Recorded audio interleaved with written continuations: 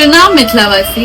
कन्यादान जे कि बहुत भावुक शब्द है। आइ हम अहाँ सबके सामने कन्यादान के भाव व्यक्त करे कि कतेक बड़का ओ हथेली बनल है जे आइ अपन कन्या के दान करित है। आँख से नोर झलक रहल अछि, दिल जोर से धड़क रहल अछि। माँ के ममतामयी आंचल छोट भ रहल अछि। कोना के करू धिया के दान, जीवनक इहे रीत चलि रहल अछि। सोचू कि कते पीड़ा भेल है ओ बेटी वाला के जे बुझै छले ई चलि जायत एक दिन हमरा सबके छोड़ के।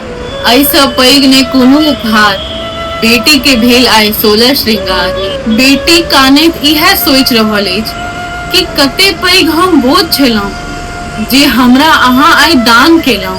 किया केलहुँ अहाँ सब हमरा एते दुलार, जखन नहीं छले हमर एठम कोनो द्वार। एक क्षण में विद क के हमर अहाँ ने हाथ छोड़ू।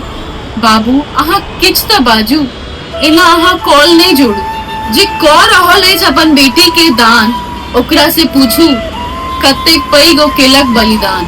मैं कहे तू रूसल छ हमरा स, किया एते दूर भेजे छ अपना स। एहसास भेल बेटी के माँ के, जेना बेटी अब कोरा से उठ गेल। अंगना के फुलवारी के जेना क्यों अब तोड़ के चल गेल।